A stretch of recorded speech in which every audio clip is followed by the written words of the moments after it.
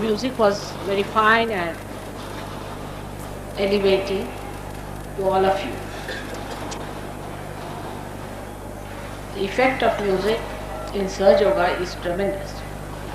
And if a Sahaja Yogi sings the song, it's so great that it acts like a mantra upon my being. So I'm very thankful to Mrs. Venugopalan for singing such a beautiful song today, which stirred me completely. Then Gavin Brown was very sweet. He's an Englishman, very gentle and very steady Sahaja Yogi. He's one of the first Western Sahaja Yogis I met.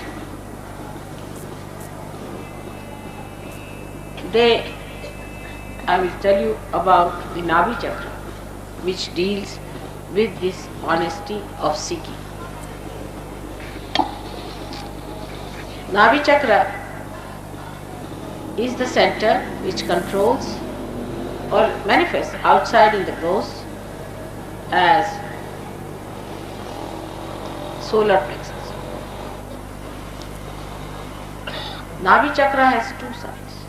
One is the left, another the right, and one in the center. So on the left hand side is the Graha Lakshmi, on the right hand side is the Raja Lakshmi or Gaja Lakshmi, and in the center is the Lakshmi which ascends into Mahalakshmi.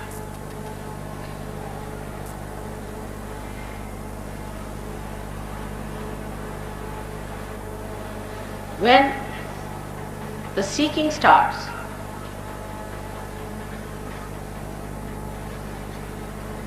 a human being first starts seeking food. Food is very important for all the animals. If they have no food,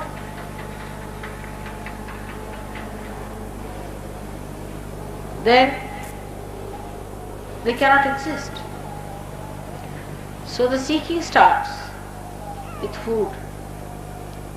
And when the shelter is sought, they try to find the water.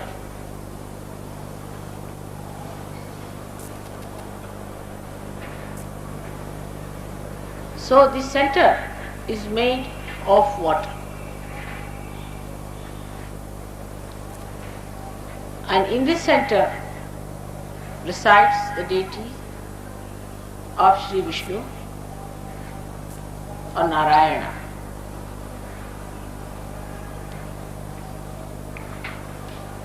And his power, as I told you, is Lakshmi and then Mahalakshmi. You will find out in Sahaja Yoga that gradually you start developing one power and then the other. Everyone who comes to Sahaja Yoga, if they are truthful and not involved with any wrong things, then definitely they are helped in Lakshmi Tattva. Means their well-being is looked after. As Krishna has said, Yoga Kshema Vahamyaham. So he looks after the Kshema part of it. Everyone who has been to Sahaja Yoga has been helped miraculously also in the Lakshmi Tattva, that means materially. In so many ways they are helped that one has to just see for themselves how these miracles take place.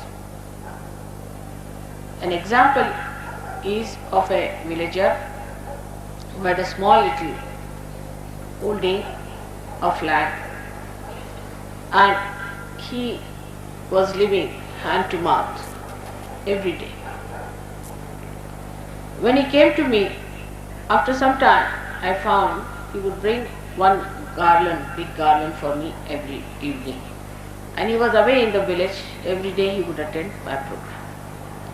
I was quite surprised that how could he afford it? And I asked him, how can you afford a garland for me every day? You shouldn't bring it, it's not proper. So he said, Mother, you know everything. I said, why? What happened?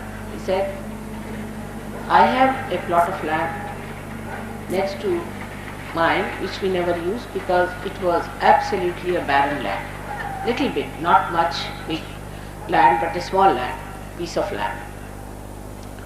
And after realization, I used to always go walk over it bare feet to plow this little piece of land that I have. After some time, when I was coming here after that, one gentleman came to see me and he said that this piece of land that you have is very precious.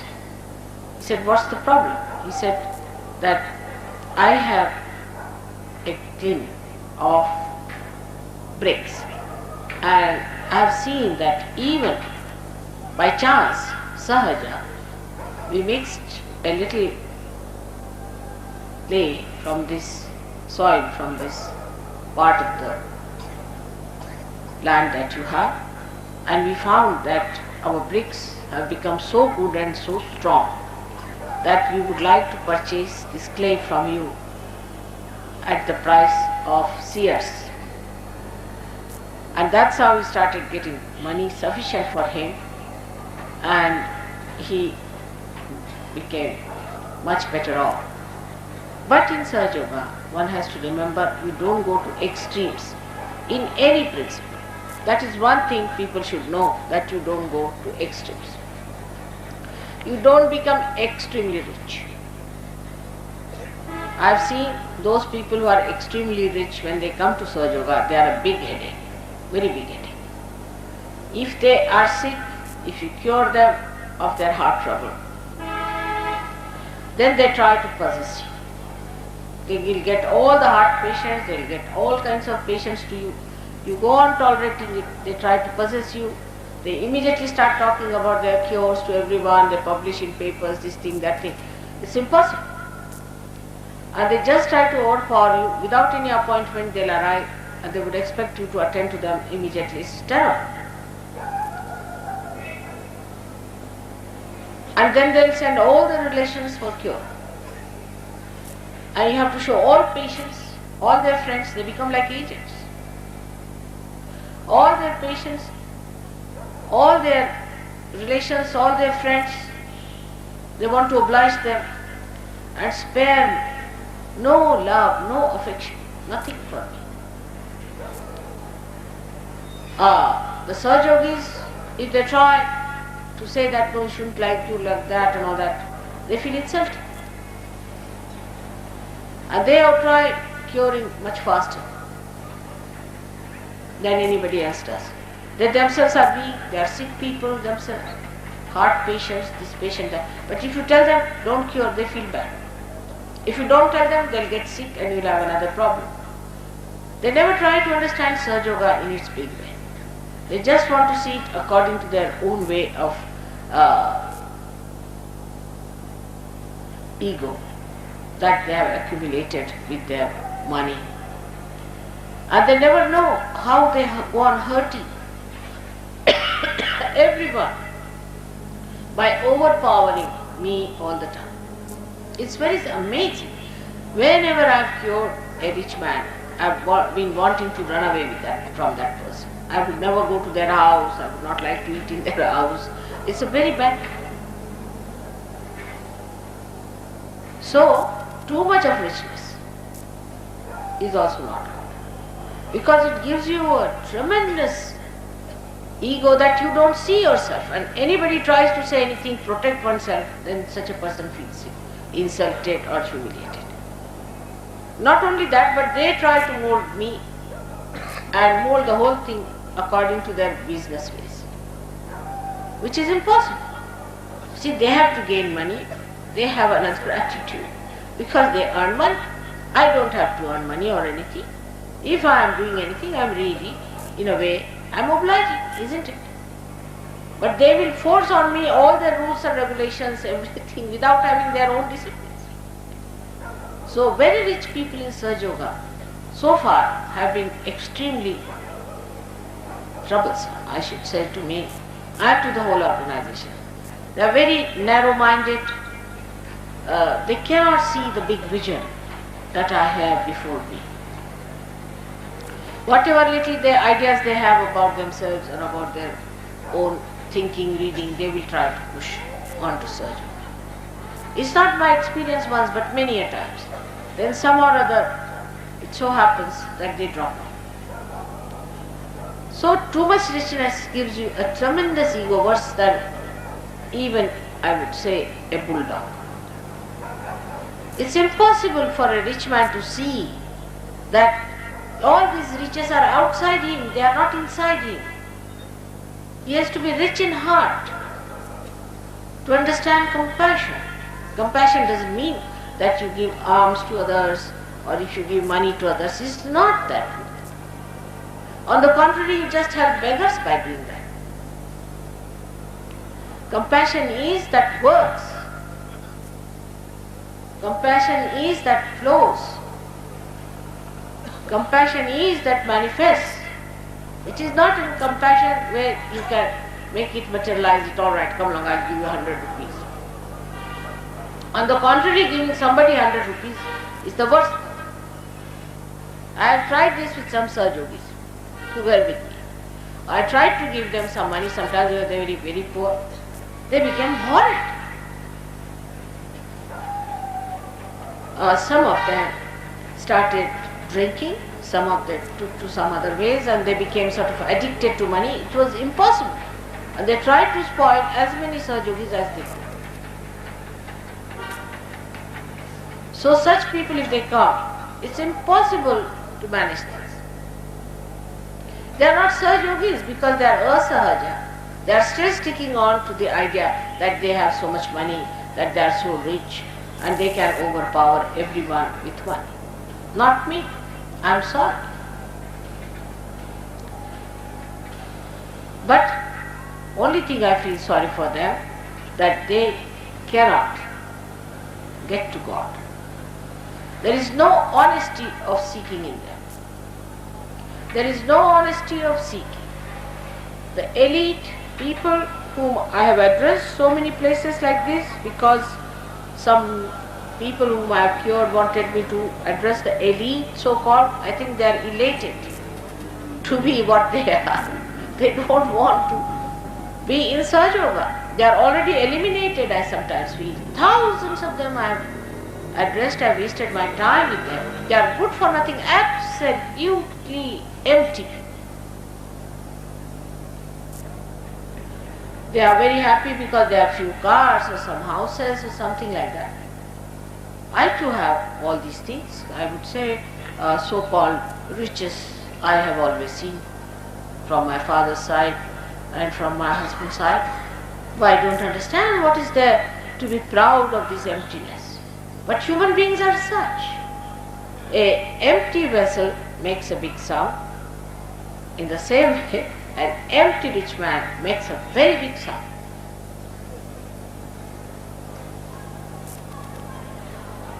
Not that the very poor are also good, because those who are extremely poor are busy with their food problems. They have little problems and their values are still have to come up to a point. It's only in the middle you can work out Sahaja Yoga better. Those who are extremely rich and proud cannot come to Sahaja Yoga easily. Those who are very poor also cannot come to Sahaja Yoga. But when this middle part of the river is enriched and starts flowing well, it splits on the sides and then it can engulf. But you cannot start it the other way round. I have tried both ways, and I have told you what happened. Whom I gave money, whom I tried to help through giving money, became wayward, useless, frivolous people, got lost to Sahaja Yoga, and those whom I thought were moneyed and satisfied people had another role to play, is to possess me all the time, to use me all the time whenever they wanted, for whatever purpose they wanted to use me. And they must know, you cannot possess me. You cannot possess me. But this kind of an ignorance still in their minds is that they can possess God, they can possess everything. For such people, there are no reasons to come to Sahaja Yoga, to be very frank. And even if they come to Sahaja Yoga, they have to know that for mother, richness of heart, understanding of Sahaja Yoga, humility, non-possessiveness are very important.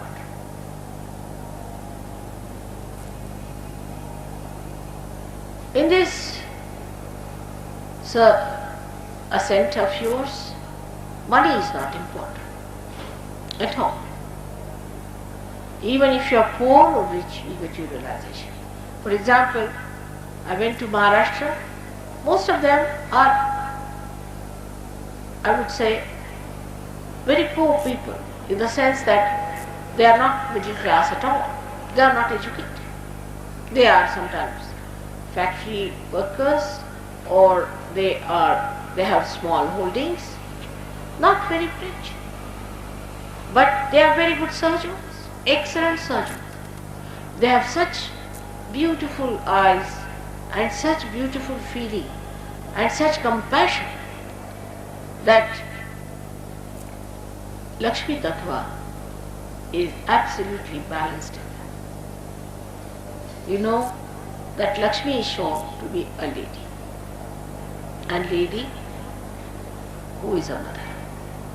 Mother doesn't care whether you are rich or poor. If her one son is rich and another is poor, she'll pay more attention to the poor and ask the rich to give his money to the poor also. She is not bothered. If somebody is in need, she will be the first to help the person who needs. Now, this is a spiritual thing in the spiritual life. The person who is a real seeker, who is a truthful seeker, the mother will go out of the way to be with that person, and those who are not honest about it, mother will try some or other cut them short.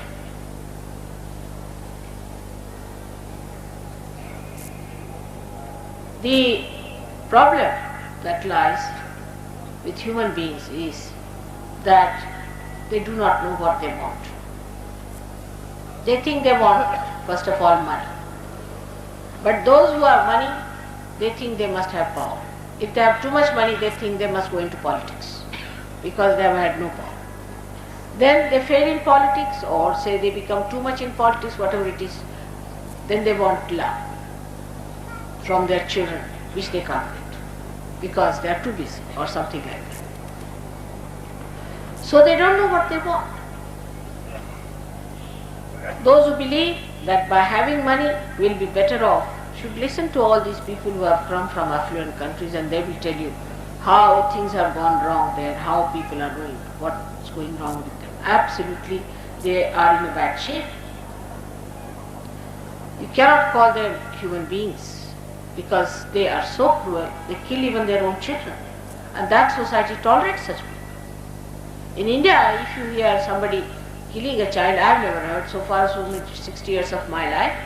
But supposing you hear someone has killed his daughter or son, nobody will ever look at that person. He will not be allowed in the society. Nobody will even give any girl in the marriage to such a, to his daughter or a son. He will be absolutely barred from the society. No one can think of such a relationship between children and parents. And then there are funny relationships also. It's something so absurd on both the sides, on cruelty and on morality. They are so absurd. It's impossible to understand. So money has given this ego, and they say, what's wrong? What's wrong? It's absolutely malignant attitude. When you say what's wrong, that means you do not want to keep your relationship with the whole. You do not want to keep your relationship with the primordial one, the one who has you, everyone within himself. We are part and parcel of the whole. And how can we say, what's wrong? I'll do what I like. You just become like a malignant cell.